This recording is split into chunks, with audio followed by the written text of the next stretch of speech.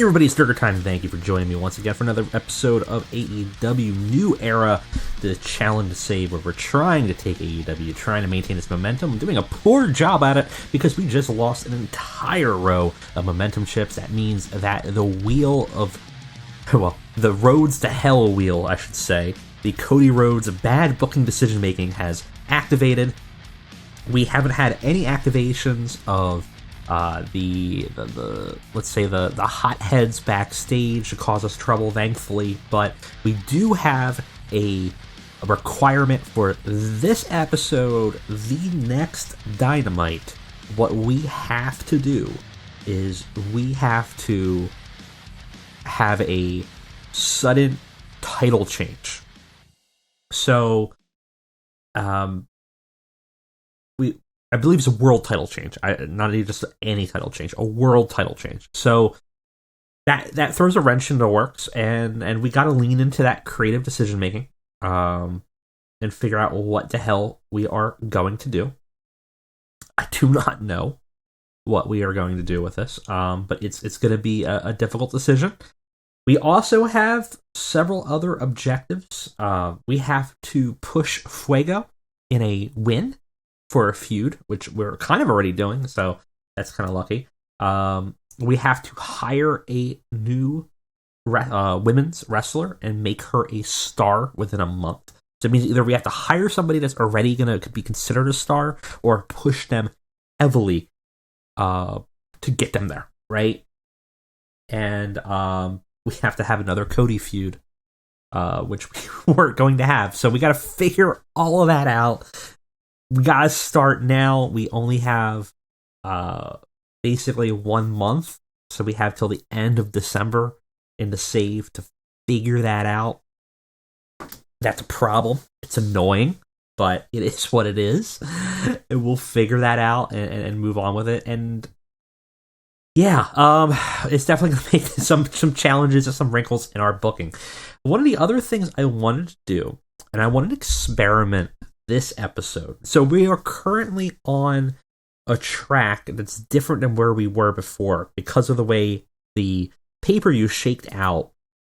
We are now booking an episode of Dynamite and an episode of Rampage. We were booking the week prior's Rampage and then the next week's Dynamite.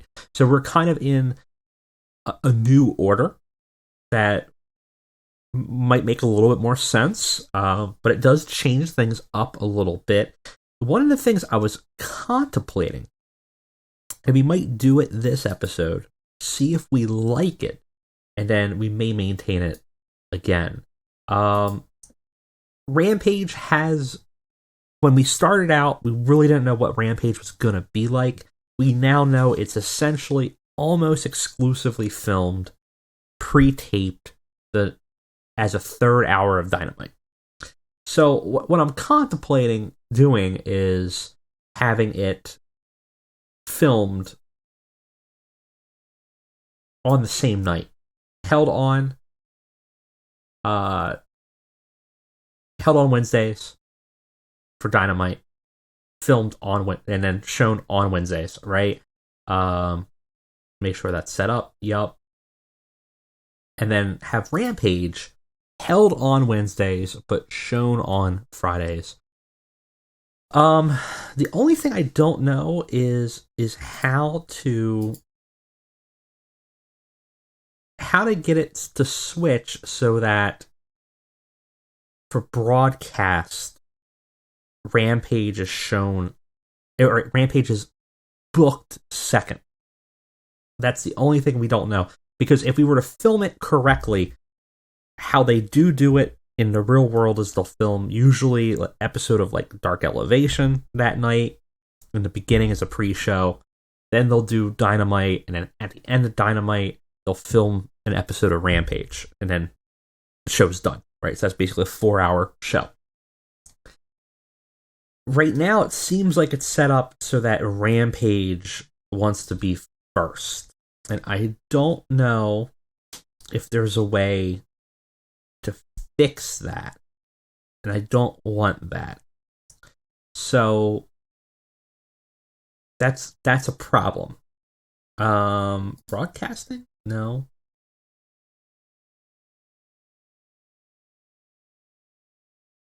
Calendar.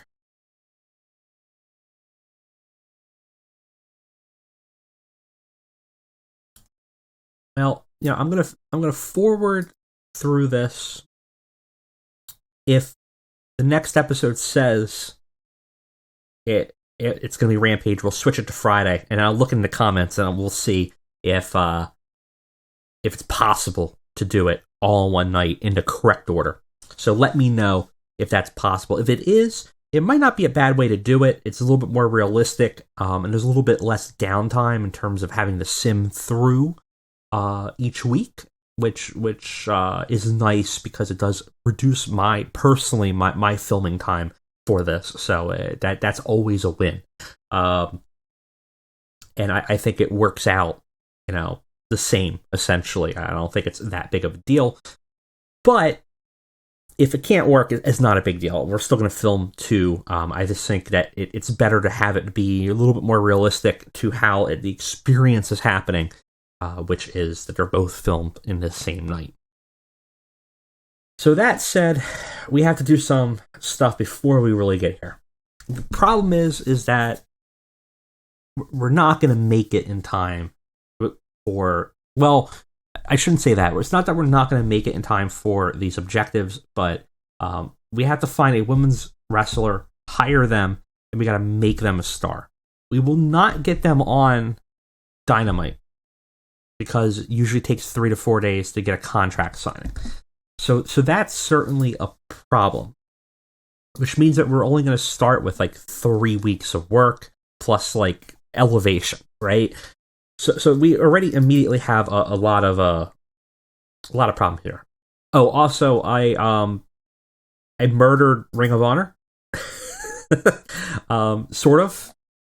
I'm gonna let them live, because they're not really closed in real world, but they obviously have a problem. I dropped their momentum down to 0, and I gave them 1.5 million in debt, and then I moved all of their exclusive contracts that they had.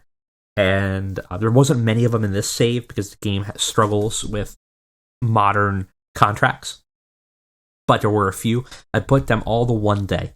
So they'll all get fired, all get released from their exclusive contracts, and if they choose to work in Ring of Honor as a non-exclusive, they can do that. They can go to AEW, they can get scooped up by WWE, they can go to Impact. All that possibility, we kind of kept that going. I have not added the new firings yet, I don't believe. So that kind of happened last minute, and I'm not going to go through it yet, but yeah. Those happened again this week, and that's crazy. Usually it's like once a quarter. Now we're doing once a week. But anyways, we got to find a women's wrestler. They need to be a star. The star for us, well, first of all, is this going to be possible? What we should look at is there even a woman that we consider a star in the game for us, in our company? I think it's probably just Britt. None. So, Britt Baker, CJ, and Thunder Rosa are all considered well-known and are at 45 to 49.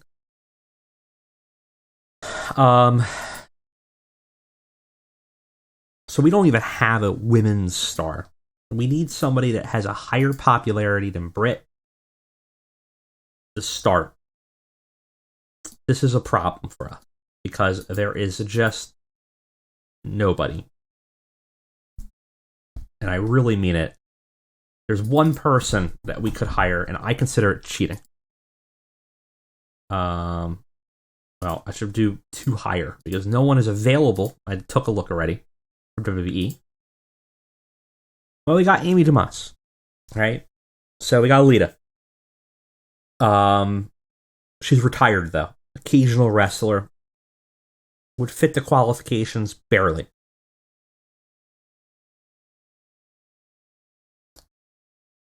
Eva Marie.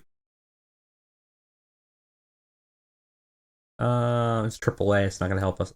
Well, technically qualifies.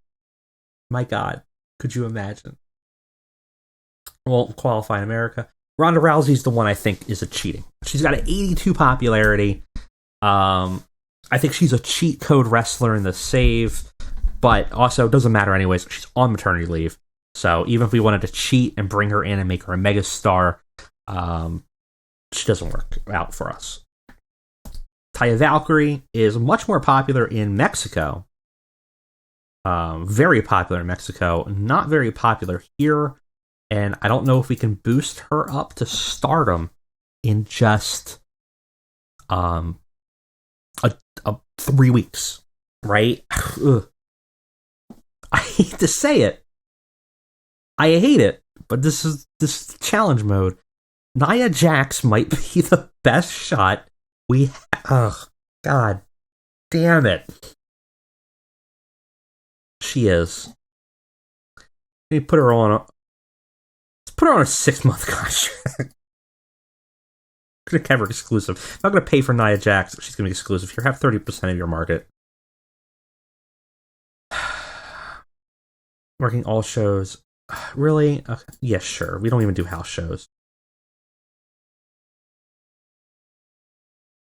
And you're strong arming me.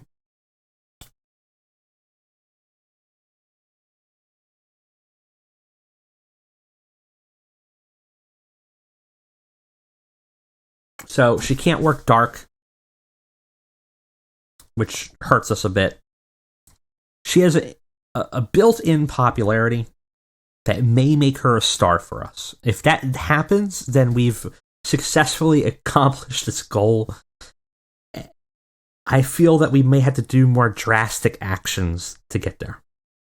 There are other people that I would like to bring in, but they're nowhere near that cap, right?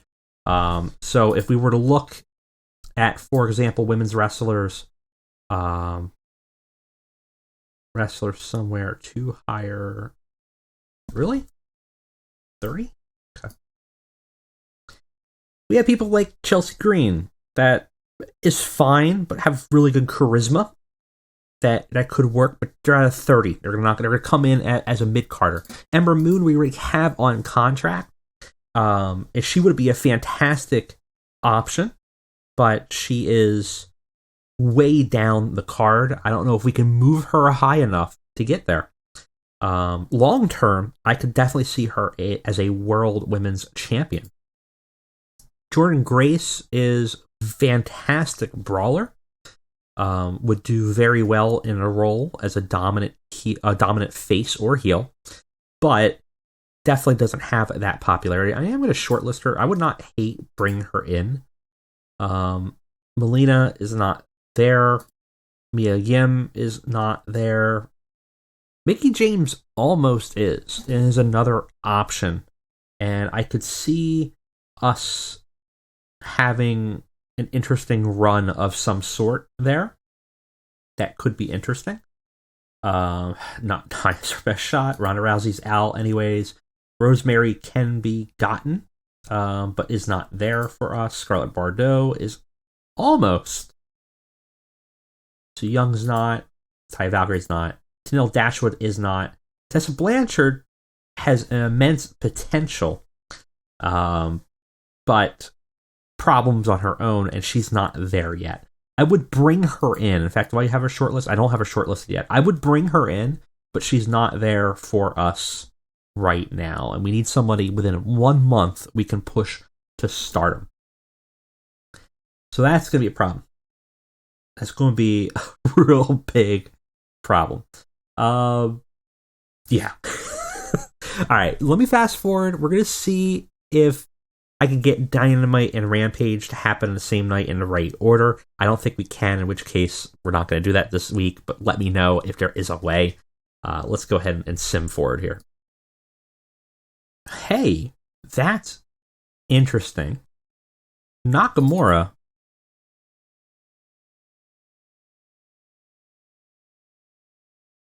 What is our owner goal?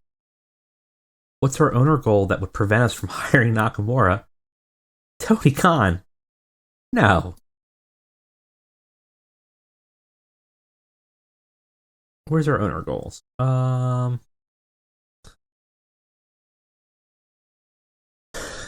We need to get Bryan Danielson over in 2 years. 71. Yeah. Can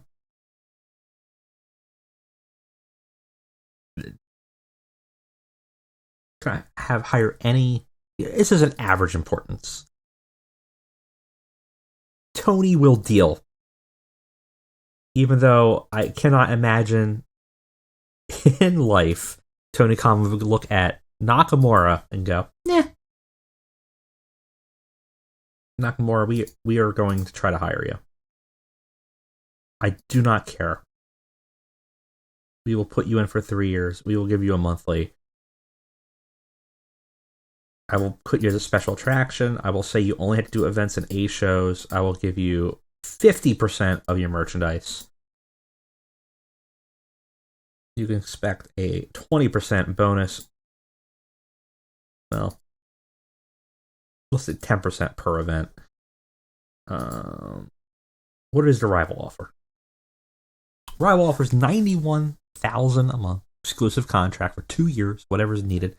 20% per event for all shows, 30% merchandise cut. Ironclad. Okay. First, let's look at what our contracts are here before we go crazy. First of all, we might get vetoed out anyways. So let us take a gander here. Reset this. What's our highest contract? Highest contract CM Punk at $142,000 a month. 91,000 doesn't seem ridiculous to me within the caliber of main stars. So that's about where we are for star level and higher. We've gotten some at a much better discount, but that's not outside the realm of possibility. I'm not saying Nakamura is CM Punk money, but we can do things here. Maybe we can. If Tony lets us.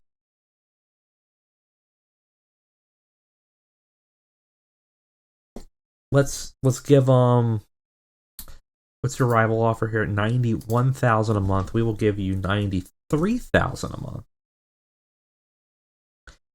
Do they have a guaranteed downside? No downside. I could give them downside. I'll give them a 2-year contract. Be a special attraction. I will give you events and A shows. Be written exclusive. Give you a 20% bonus per event. I will give you 50% of your merchandise sales. And maybe I'll give you wage matching too. So if you find a better offer, I can give it to you. Yeah, that's fine. A better deal. Screw you, you don't. You don't have a better deal.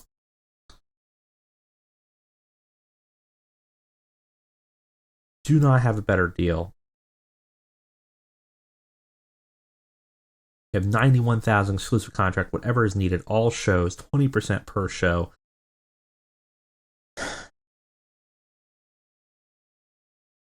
Anything I can give him better? A signing bonus.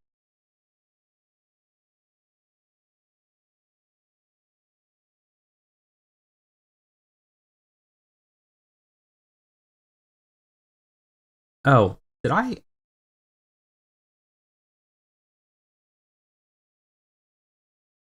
Did we not? I thought we gave him like a 90. Here, we're gonna go 96,000. All right, that's way too many zeros. That's way too many zeros. I'm gonna give you a signing bonus of 20 grand. 2 years, whatever is needed as a special attraction on a show. It's gonna 20% bonus per event. I'm gonna give you 60% of your merch shares, wage coverage. Come on, and I'll give you a 3-year contract.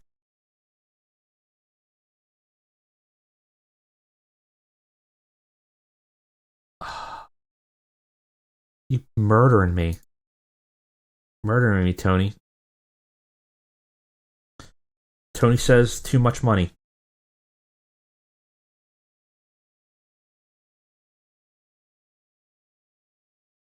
Would be one of the two offers I'd seriously consider. I'm better with one of the two offers. Tony tempered me. Ember Moon is in. A lot of people that we are looking at are gone. There's some people here that I would like to straight up try to hire.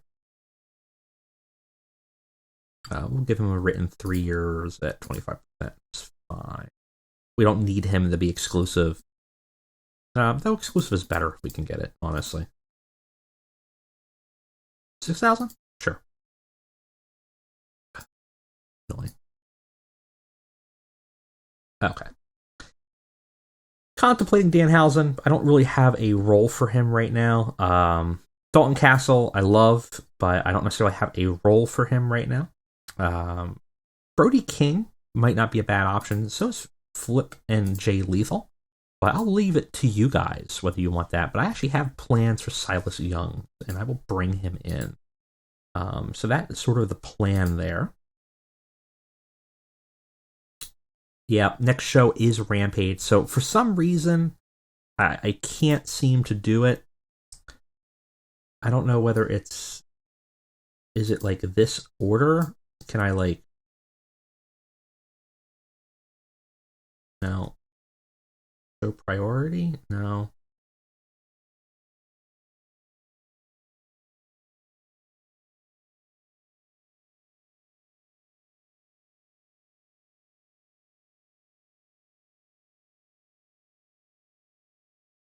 See if I can like cheese it. Held on, show on. So at this point it bounces there. If I go here and I say I want it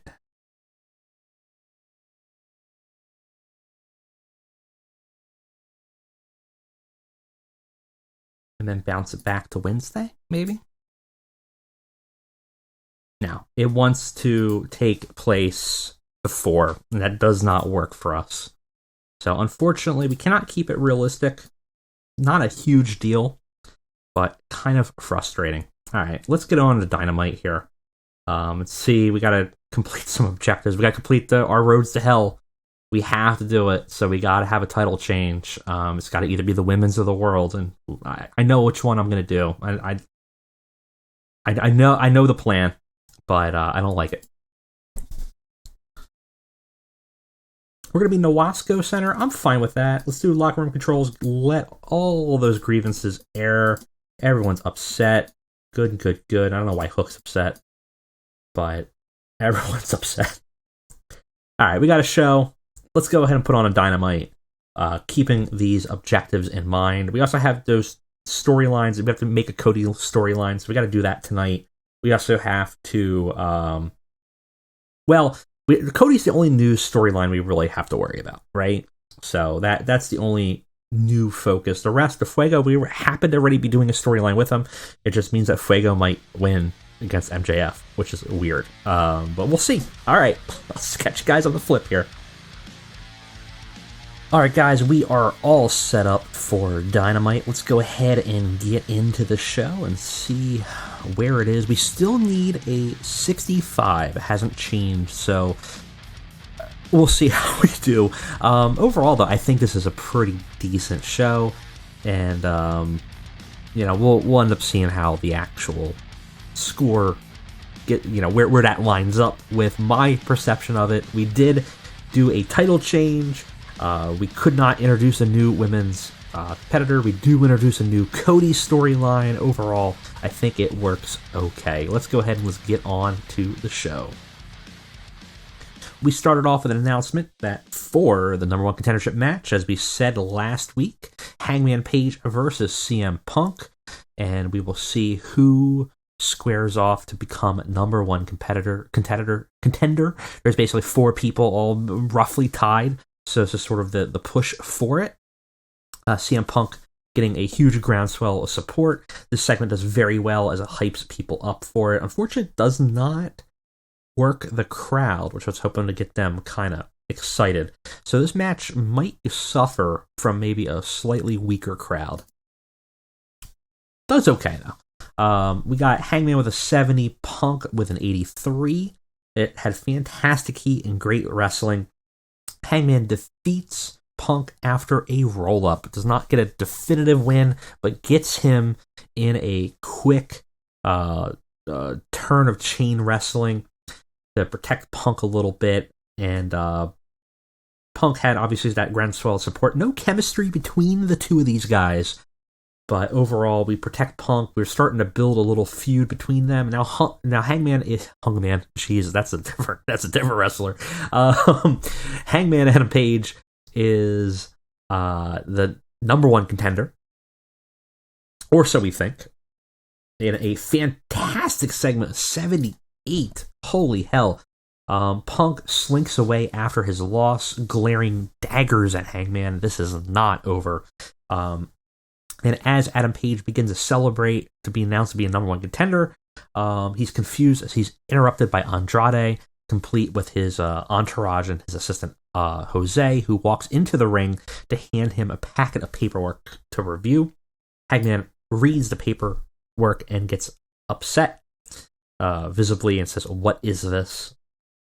Andrade grins and goes, "Hangman, there's congratulations on becoming number one contender. Well, there's just some unfortunate complications I had to address. You can see in your packet there that clarifies the rules and regulations of AEW. We noticed that there was, with the help of my legal team, that there were some discrepancies in the rules and in the rankings. So you were disqualified in round 1 of the tournament. That means that your ranking should be lower because you had a loss to forfeit where I was positioned higher, and we did our calculations and we realized that the weight was wrong. So I figured it out and brought it to Tony in the back, and we agreed to a compromise for this ranking disparities.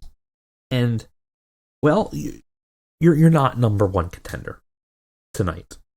Right now, you're number 2. But we agreed with Tony that we'll accept, we'll move on from this, and we agree not to cause any disturbance, and you could be number one contender after tonight. And in agreement with Tony Khan, I get a title shot tonight. So see you around in the future, cowboy. Andrade grins. Hangman looks furious because he just went through 2 matches and become number one contender, and be told essentially that, not yet.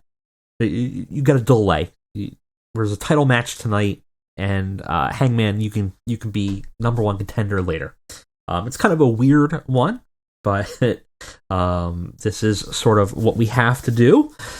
And Andrade getting a big boost in the segment popularity, doing a masterful job improvising reactions, as did Hangman. Got the crowd hotter, and we're building up a bit of like a Hangman getting screwed here situation.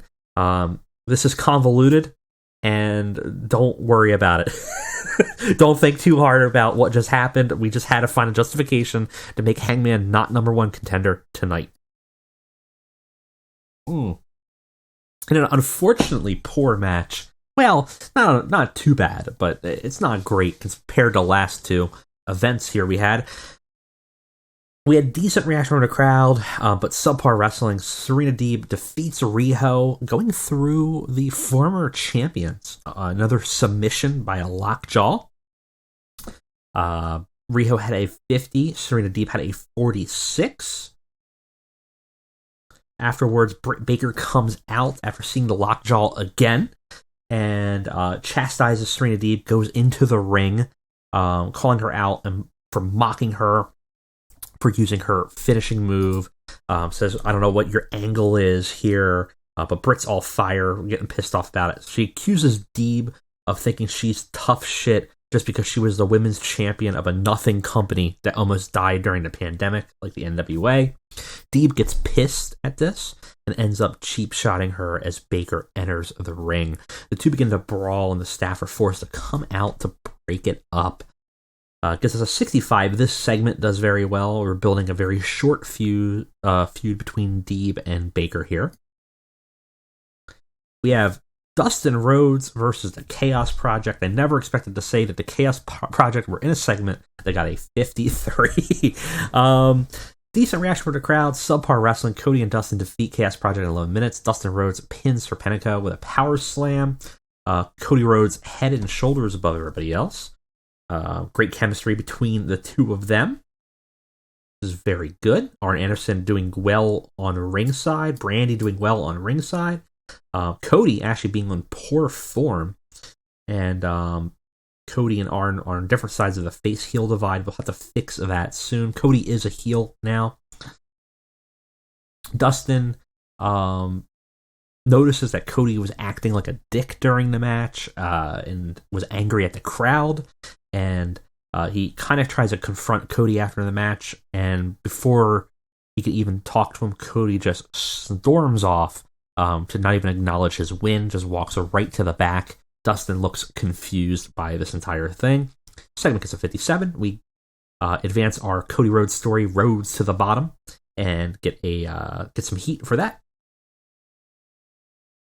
We got Fuego del Sol, Sammy Guevara versus MJF and Wardlow in a actually pretty okay match. A 58. Sammy had a 57. MJF had a 55. And Fuego actually doing pretty good on his own here. A 48. Wardlow actually being the weak link with 42. Fuego and Sammy defeat MJF. Oh, that is wrong. I screwed that up again. I'm just screwing up Fuego's. It was what is going on that I keep on clicking Fuego to win? It should have been MJF wins with underhanded tactics, but once again I'm giving I'm subconsciously giving Fuego all these wins. MJF didn't mind. But anyways, I ignore that because Wardlow slips Diamond Ring to Fuego. Or slips Diamond Ring to MJF. So he even wrote to Fuego. Jeez. And he MJF whacks Fuego with it again. And then pulls the tights for a quick roll up.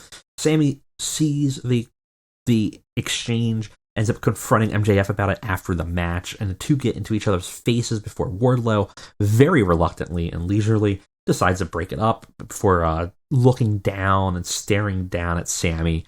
Presumably we're going to get a Wardlow-Sammy fight and then a Wardlow-MJF fight as we kind of continue this Fuego storyline. MJF looked good. Sammy was doing very good, going off script in his act. And Fuego has that groundswell of support. Afterwards, we get a backstage segment. We catch up with Cody and Dustin. Cody's in his EVP locker room, looking in his mirror, getting gear off, tending to a cut under his eye. Dustin storms in and goes, "What was that?" It's a little hot under the collar, right? Cody ignores him, continuing to look in the mirror, goes, "What was what?" That whole act. You were slow at the tags. You force tagged me in when I wasn't ready. You were hanging around the bottom of the ramp and when I needed you. What? And then afterwards, you just storm off. We don't even celebrate a win. Cody responds and goes, "Well, we won, didn't we?" Again, still only looking at Dustin through the mirror. Dustin sighs and presses, goes, "That's not the point. Just what's gotten into you?" Cody sighs and finally kind of turns to look at him for a second. His eyes seem tired. Just leave me be, Dustin. I didn't even want to tag with you tonight. It was a booking decision that was made. I didn't want to be involved. And Dustin, hearing that, goes, well, love you too, asshole." And Dustin storms off. Cody watches him leave in the mirror in the locker room and sighs. So we're building up some animosity between Dustin and Cody as they're brought back into a tag team fold. Cody upset at Dustin, or just himself, right? And Dustin getting upset at that whole dynamic between the two of them. This gets a 56, does very well. We actually have pretty good segments here. Will we get a 65? It really depends on the main event, but I'm pretty sure the main event's going to do like a 70 or higher. So I think we're in a good spot here this episode. We got Andrade versus Kenny in the main event here, and it is a 74, superb main event. And in it, we have a shock world title change. Andrade defeats Kenny Omega in 19 minutes by pinfall with a hammerlock DDT following interference from Adam Cole. 73 by Andrade, 82 for Kenny. Got the crowd buzzing. Andrade's getting better at his gimmick.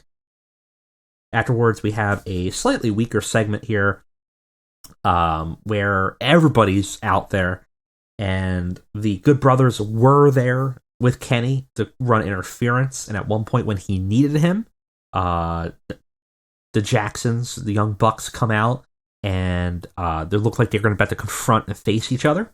Obviously, we have the Civil War going on. Well, the Civil War has ended as the Good Brothers, instead of fighting, give them a 2-sweet and give Adam Cole a 2-sweet and walk away, leaving the Young Bucks and Adam Cole out there. Now, just enemies all around. You got the Familia out there. You got the Young Bucks, the Super Clique here that are at odds with Kenny. Kenny has no allies here, and very quickly after a ref downage, Adam Cole gets to the rope. Kenny's not paying attention and gives him a boom in the back of the head, allowing Andrade to lift him up, give him his finishing move. In this case, gave him a hammerlock DDT, and then was able to pin the champion. A lot of interference. We protected Kenny with a very tainted win here. We had to do a win. Remember, with our Cody booking, we had to do a world title change. It was either the women's or this. I chose to go like this. I would have loved to have Hangman take it from Kenny, but we're going to shift in a different direction. And we are left with the Familia standing tall and celebrating, showing their gold, as every single member of the family now hold AEW gold. We got Andrade with the world title, Rush with TNT title, Pentagon and Rey Fenix with the tag titles, and a Kenny looking dazed, shocked at the Good Brothers' betrayal. Adam Cole and Matt and Nick Jackson grinning as they look upon Kenny Omega. This will lead us to Cole and Kenny having a program together, and I guess Andrade versus Hangman. So kind of a real interesting change of direction, but kind of a fun one, and one I'm okay with. I think for all things considered, it's an interesting title change, and it will be a very interesting reign. I don't know how long it'll be, but it should be a pretty good one. We end it with a 68, which is, I believe, not enough to gain another chip, but definitely enough to not have to worry about it. So, very good show. Gained popularity in 13 regions. Very happy with it. Alright, let's see what we got going on here. We got a rival bid. They altered their terms, and I'm guessing we're not going to get a Nakamura. What's the rival bid at this point? 100,000 per month. There's no way that they're even going to let us get there. I mean, can we give them like a 5-year contract? This would be higher than this would be insane. This would be like higher than CM Punk's, and Tony's not going to let us. Yeah, he's at most he's going to do 60. This is the one he's going to go with. He's going to stick with WWE. We're not going to get him. Bummer. But well, I mean, on plus side, we made WWE give him more money. So, you know. Oh well. Not a big deal. Kenny Omega says, I like when I hear from Britt Baker, his Money in that Kid's promo. Absolutely. Ric Flair says QT Marshall doesn't connect with the fans. And we did have 1.95, which is not bad. Overall, show was considered great, which is great. And very happy with that show overall. We're still waiting for... Whoops. That's old. Still waiting for our contract negotiations with Nia Jax, who's gonna be our attempt at a star. I'm hoping she comes in as a star and we don't have to do much and just maintain that, but we'll see. But we do have a Rampage and we do have a Winter is Coming, so we got some stuff to book here. All right, got some mail. We got just a re-up on the contract. Jon Moxley was on a loan with Impact. And nothing else that I see. So we just got to go ahead and put on a show.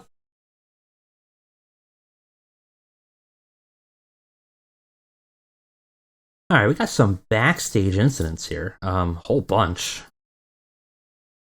This being hour late, some wrestling court nonsense, and a lot of protege work, it looks like, which is good. All good stuff for us. We will continue to do an open forum to just deal with these morale issues. It'll give us a bit of a boost, which is all we can really ask for. I'm fine with being in Southeast again.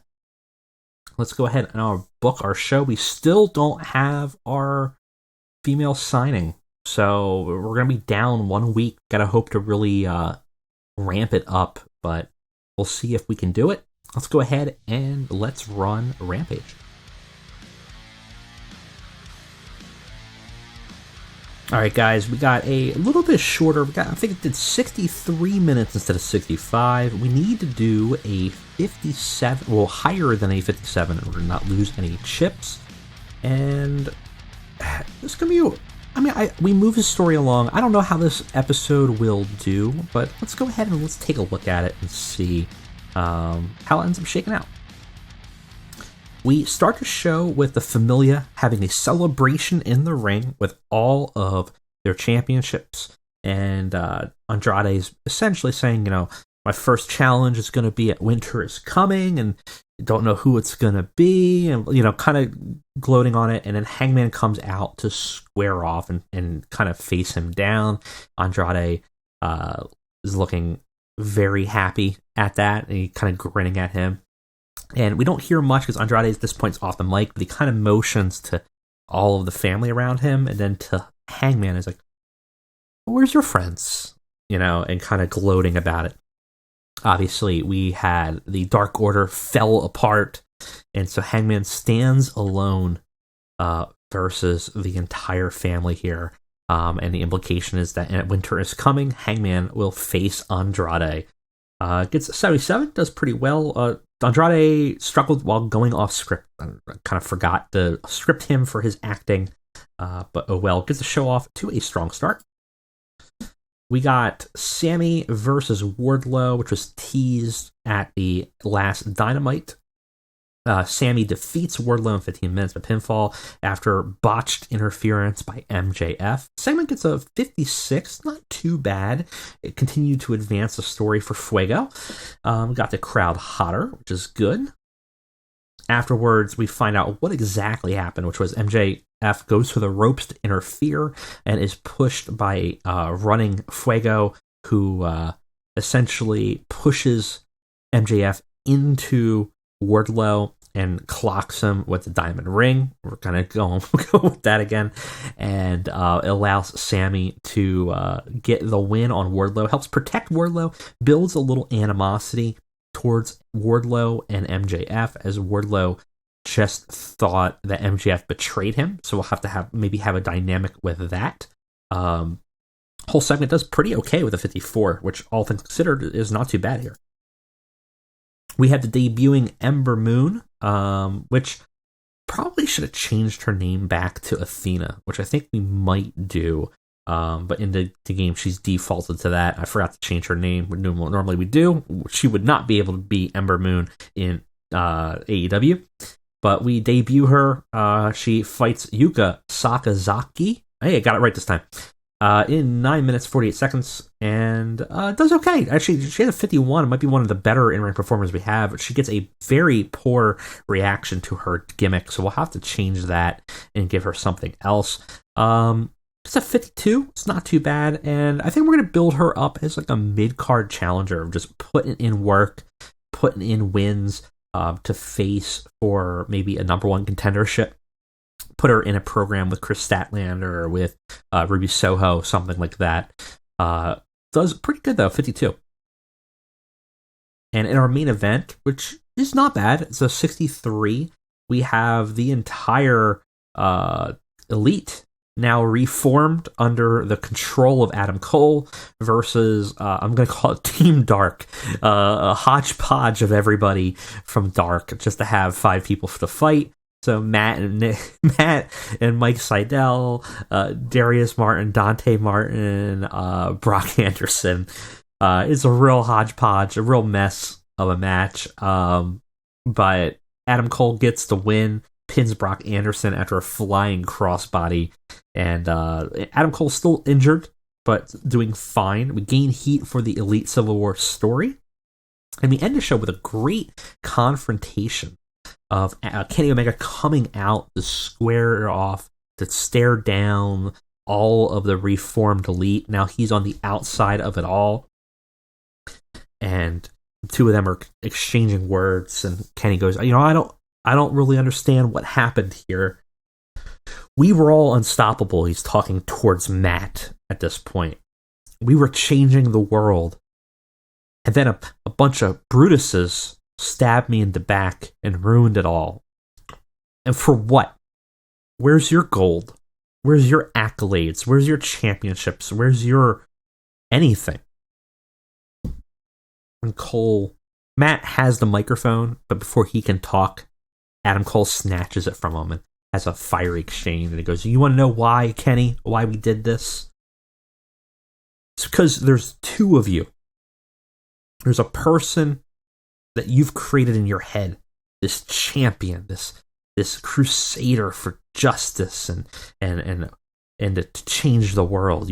You exist in your head as this divine being that's helping others and reshaping the world and wrestling in a better image. And then there's the real you, the one you ignore, a user, a person who's never really been good enough on his own, who's parasitically latched onto his betters to boost himself up in the process, who's never really given back to anybody when they really need it.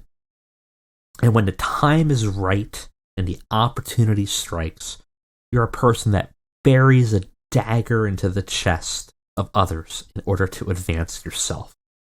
Who's the real Brutus? You left me for dead years ago. You turned on the Bullet Club when you felt threatened by me. Well, turnabout is fair play. I just showed you what a tool you really are. So, we get a very personal vendetta with Adam Cole, who apparently has convinced them all that basically Kenny is a user and abuser and just going to throw them aside. And we're kind of building up a fight between these guys here. And overall, does pretty well. Gets 84 to finish the show off as the 2 of them come to fighting words. Segment gets a 58, which is just enough. We lose popularity, unfortunately, 11 regions, but it's just enough to stave off losing momentum chip. We end the show with no momentum lost, though we did lose popularity. It's difficult. The rampages are difficult because if we try to do things like we did here, we really, unless every match is a 70 or higher, we're basically losing momentum. All right, let's see here what we got. Contract negotiations in. We're still waiting for contract negotiations back. Billy Gunn got a divorce, and we got a 1.43 for our ratings. Overall, pretty good show. We haven't lost any momentum. We managed to accomplish our punishment, our Cody Rhodes booking, and did so in a way that we didn't have to worry about. And overall, it ended up doing okay. Andrade being champion is pretty awesome. And I don't know how long he will be champion, but it definitely was something we were working towards. It made him a major star. So it really boosted him up massively in his popularity and in his space on the card.